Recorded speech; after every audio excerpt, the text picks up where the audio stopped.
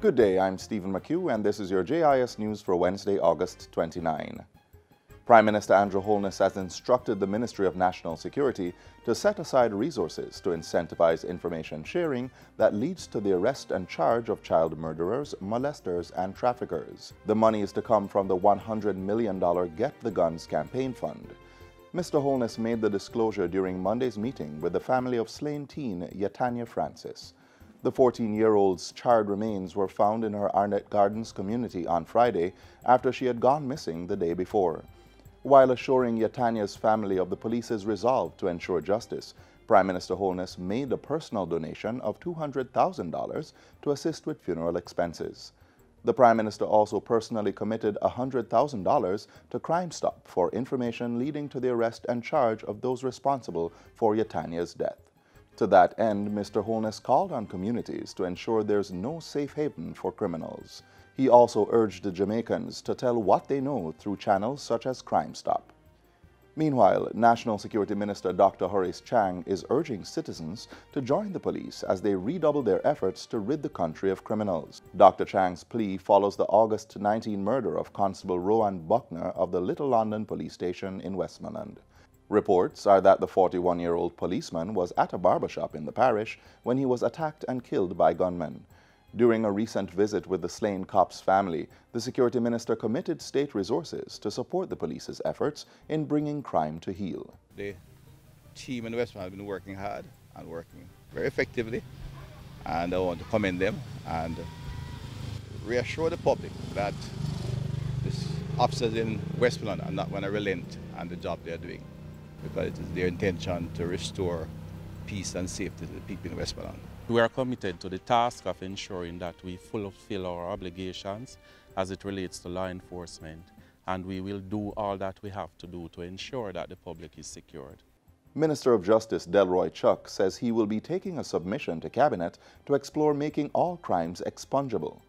There are some people who will never make friends with society, and they should be known.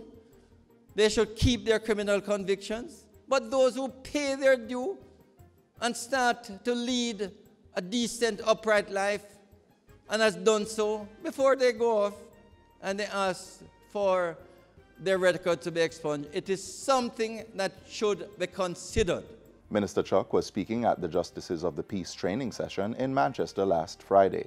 Currently, expungement is only available for minor crimes such as simple larceny, malicious destruction of property, possession or dealing in ganja, bribery, and forging of documents. The minister says the proposal to expand that category is in the early stages and would not include offering automatic expungement for certain crimes. For the first time since 2004, the financial records of the National Solid Waste Management Authority, NSWMA, are up to date. The NSWMA board recently approved the agency's 2017-2018 audited financial statement.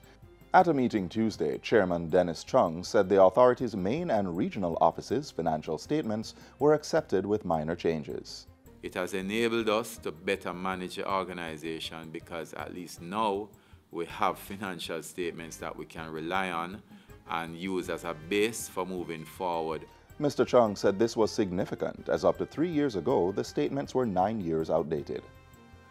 Persons living on and traversing Bay Farm Road in St. Andrew should have a smoother ride in the next 4 to 6 days.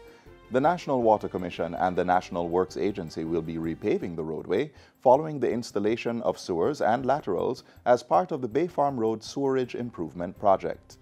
The project, which is 90% complete, began in February last year and is part of a broader program to upgrade wastewater infrastructure in the corporate area. And finally, the Ministry of Health is reassuring the public that there is no shortage of the anesthetic gas, nitrous oxide, at the island's public hospitals. Nitrous oxide is used in surgery and dentistry for its anesthetic and pain-reducing effects. In a release Tuesday, the Health Ministry said only the University Hospital of the West Indies was low on the drug, but added that the institution had received assistance from the Kingston Public Hospital.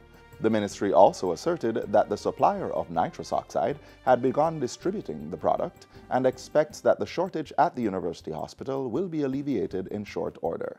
And that's it for JIS News Today. I'm Stephen McHugh. Thanks for watching.